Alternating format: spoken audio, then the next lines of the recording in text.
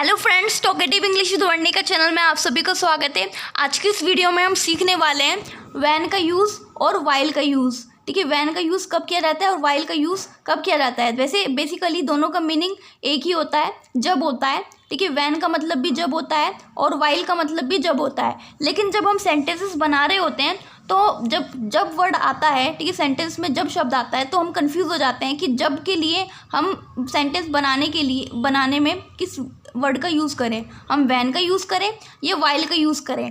आज की इस वीडियो में मैं यही कन्फ्यूज़न मैं आपकी दूर करने वाली हूँ। वीडियो को एंड तक देखिए, तभी आपको बहुत अच्छे से समझ में आएगा।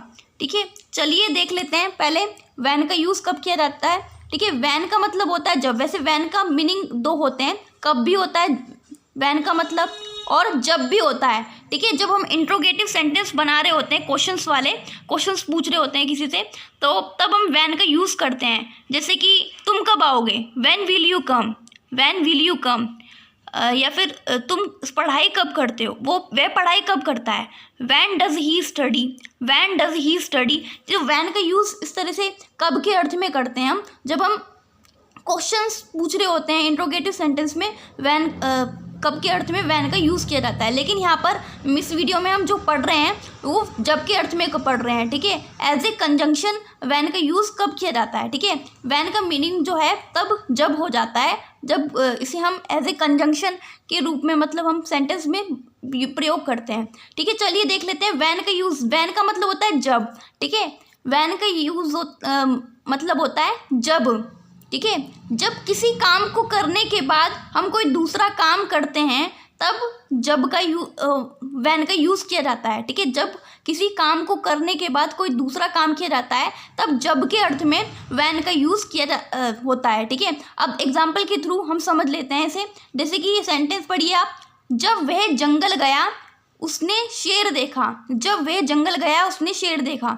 अब देखो, इसमें पहले एक काम करा, पहले तो वो जंगल गया, फिर जंगल जाने के बाद एक काम खत्म हो गया उसका, वह जंगल गया, ठीक है, जंगल पहुंच गया, और फिर उसके बाद उसने दूसरा काम किया, उसने शेर देखा। जंगल गया पहला काम, और दूसरा काम है उसके बाद किया जो उसने शेर देखा। जंगल गया शेर देखा, तो इसमें जब के अर्थ में हम व्हेन का यूज़ करते हैं। चलिए सेंटेंस बनाते हैं, जब वह जंगल गया उसने शेर देखा।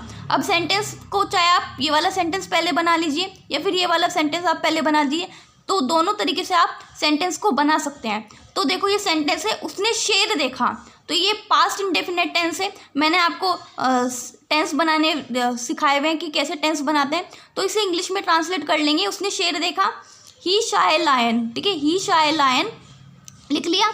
अब जब आया इसमें, जब के अर्थ में हम व्हेन का यूज़ करेंगे। क्यों करेंगे? क्योंकि इसमें एक काम को करने के बाद दूसरा काम किया। पहले तो वो जंगल गया, और जंगल जाने के बाद उसका जो दूसरा काम था, उसने जंगल जाने के बाद क्या करा, देखा, शेर देखा। ठीक है, शेर देखा, इसलिए जब के अर्थ में हमने व्हेन का यूज़ करा।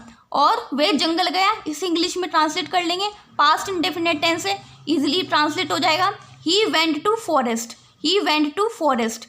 ठीक है, अब इस तरह से सेंटेंस बन गया, he saw a lion when he went to forest. उसने शेर देखा जब वह जंगल गया।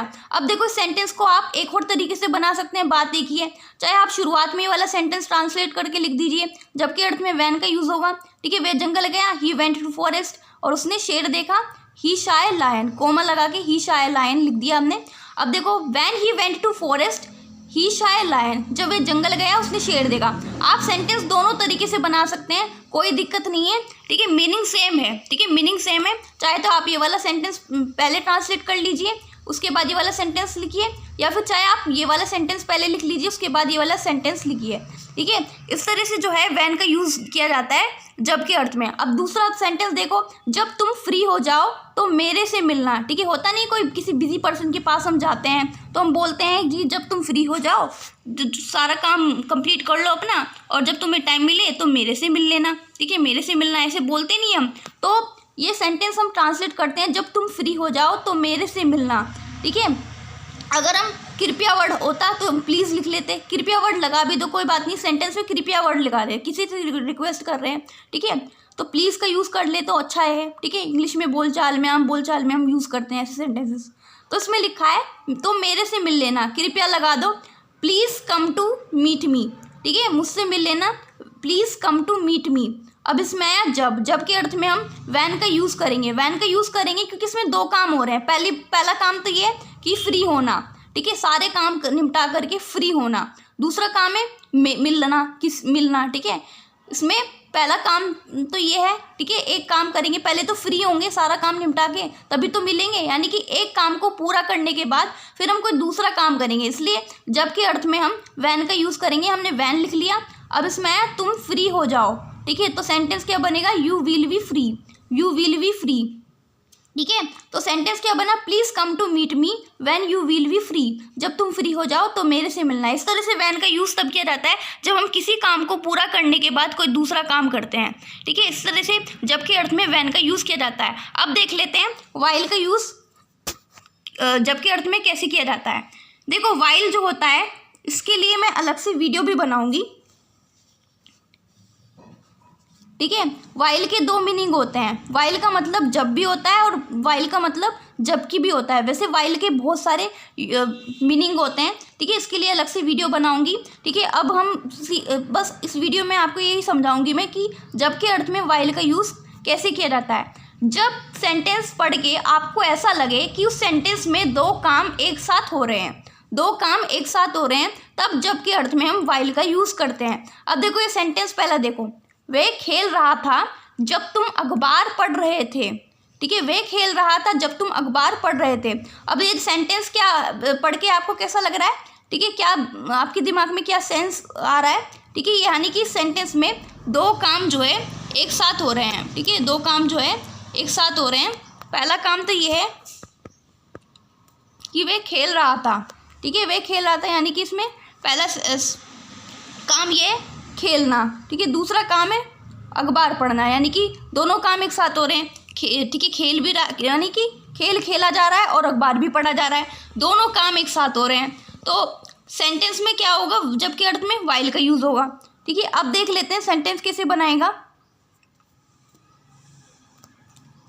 जब वे खेल रहा था जब तुम अखबार पढ़ रहे थे, तो पहले हम इतना इंग्लिश में ट्रांसलेट कर लेंगे, ठीक है। वे खेल रहा था, कैसे सेंटेंस बनेगा, ये पास्ट कॉन्टिन्यूस टेंस है, इसे इजीली बना देंगे इंग्लिश में।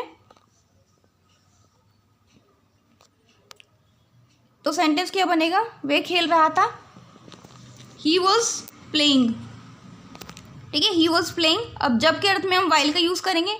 क्यों करेंगे, क्योंकि जो वाइल है इसलिए लग रहा है कि उस सेंटेंस में दो काम एक साथ हो रहे हैं, खेल भी खेला जा रहा है और अखबार भी पढ़ा जा रहा है, तो जब के अर्थ में हम वाइल का यूज़ करेंगे। और तुम अखबार पढ़ रहे थे, फिर दूसरा सेंटेंस ये हो गया, जब के अर्थ में वाइल का यूज़ कर लिया।